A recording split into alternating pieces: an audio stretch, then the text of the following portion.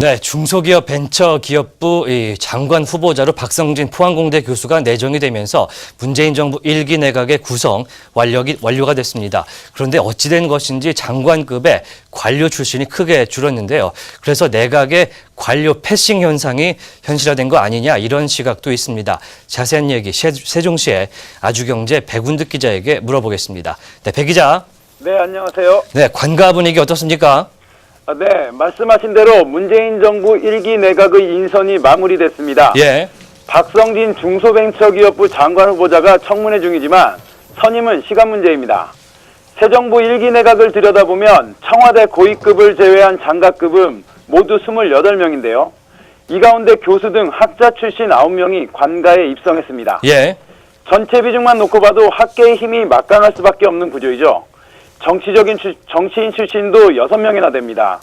문정부에서 사실상 비관료 출신들이 관가를 장악했다고 표현해도 될 정도입니다. 예. 반면 관료 출신은 단 3명에 불과합니다. 김동연 경제부총리 겸 기획재정부 장관과 최종구 금융위원장, 홍남기 국무조정실장이 전부입니다. 네, 그러면 문재인 정부 들어서 비관료 출신들의 관가 진출 이렇게 많아진 이유가 뭐가 될까요? 그리고 관가에서는 이 비관료 출신 장관들에 대해서 어떻게 생각합니까?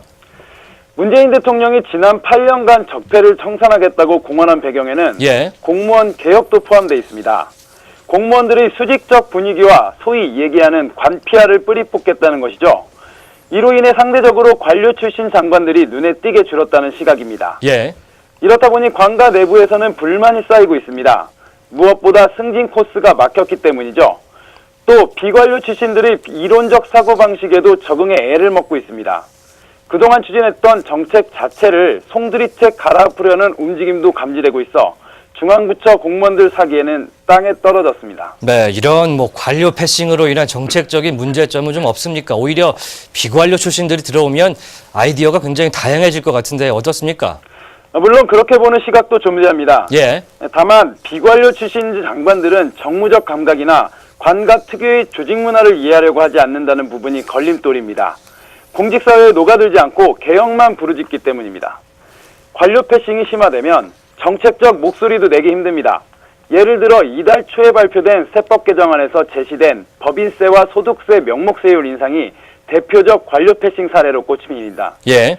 관료 출신인 김동연 경제부총리 겸 기획재정부 장관은 취임 초기부터 일방적인 법인세 인상은 없다고 강조했는데요. 결국 정치권 목소리에 밀려 경제정책 주도권을 내준 형국이 됐죠. 네, 그렇군요. 이번 정부가 이런 관료 패싱 현상을 좀 우려를 잠재우고 공직 개혁을 어떻게 할지 좀 지켜보도록 하겠습니다. 세종시에서 백운득 기자였습니다.